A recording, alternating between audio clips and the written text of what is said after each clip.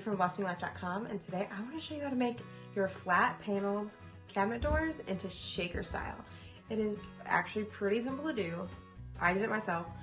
I'm not a super woodworker. I have only done a few projects. If you've seen our DIY fireplace, I did the mantle on that, and that pretty much sums up my woodworking knowledge.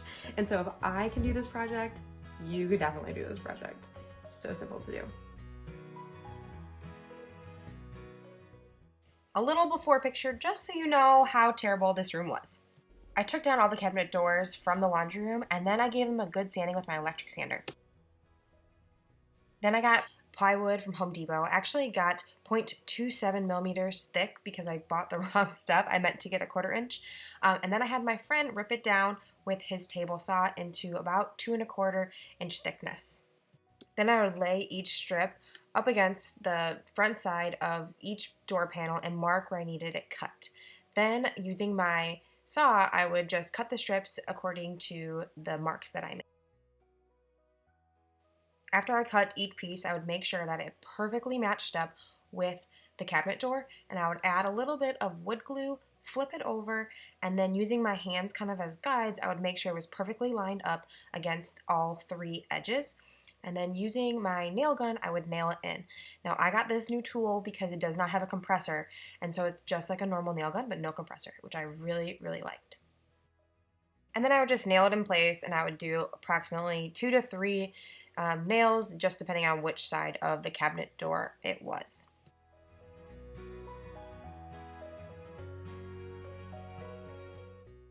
After I glued and nailed down the long sides of the cabinets, I then laid down another piece of trim between the 2 and marked it, and then cut it to size. Repeat the same process, making sure it lines up perfectly, flip it over, add some glue, and nail it down. So once the glue has completely dried, I like to go over any of the nails with a hammer just to make sure that they're down really well, especially ones that are sticking up. And then I'm going to use some wood filler and fill in any of those nail holes and any gaps that there might be. Just fill them in. I like to use my finger to wipe it off because the finger is my favorite tool. And then we're going to let it dry completely and then go over it with some sandpaper to make sure it's nice and smooth.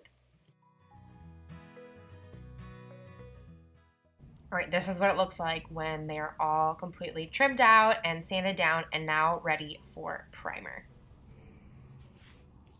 After you give them a nice sanding, you're going to want to clean them up nicely with some wet paper towels or rags, and then it's time to prime. So you can spray prime them, or you can just use like a roller, and I like using the foam roller.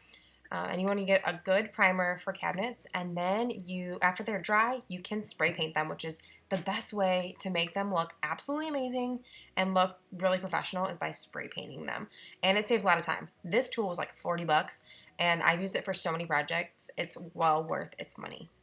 You are going to want to do a few light coats. I would say I did at least 3 coats of paint, but I do it lightly so that way there's no drips or anything like that. If you do have any drips or thick spots, you can go over them with a foam roller or a brush. I do paint the inside in the laundry room, and when I prime and stuff, the actual laundry room doors, everything, I'm pretty much doing the exact same way I'm doing the cabinets. So I sand them. This time I tried using a degloss, which I had never used before. And it was fine. I guess I felt like it wasn't that much different than sanding. And so I actually, and some spots didn't seem like it worked too well, so I did end up sanding it too, and especially in certain spots. But it's the same process, sanding, wiping everything down clean, and then I prime it with at least 1 coat. I like to use the paintbrush to get any places that I know I can't get with the roller, and then I like to kind of go over any places like between all of the cabinetry. I like to use the roller to make sure it's nice and smooth. Same with all the doors, I like to use a foam roller to do any doors, but it's the same process. So prime, and then I'm gonna do a couple coats of the exact same paint. Once the paint has completely dried and your cabinets are done, you can put the hardware back on. Now I just used the exact same hardware that we already had. This was to save money. Also, it's helpful because I don't have to fill any holes for the new hardware, for make new holes, all that other stuff. So you just put the hardware back on and then you can go hang the doors. Now I do recommend before you paint your doors to label them all to make sure you know which ones go where. Since my laundry room's pretty small, it was pretty easy to figure out which doors went where. But if you are doing a kitchen or something like that, you should definitely label your doors so you know where they go. Like, that is it. Super simple. Now let's see what it looks like after it's completely done.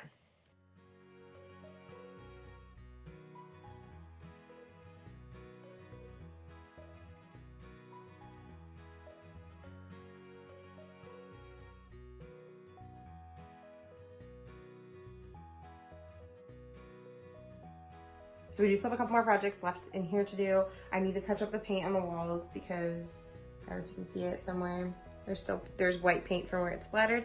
When I was redoing this room, we ended up having our washer stop working. And so we ended up pulling both the washer and the dryer out. I ended up fixing it with the help of a friend. And then we scratched the floor really bad when we moved it. So we are now going to be replacing the floor in here. We'll have to replace the floor, and then we're gonna do the countertops, new sink, new faucet, and then it should pretty much be an entirely new room. That's actually really exciting. I hope I have made this room look really good for when my husband does the laundry. I'm almost kidding, but I really am terrible at doing laundry, and he's much better at it than I am. So I can do woodworking projects though.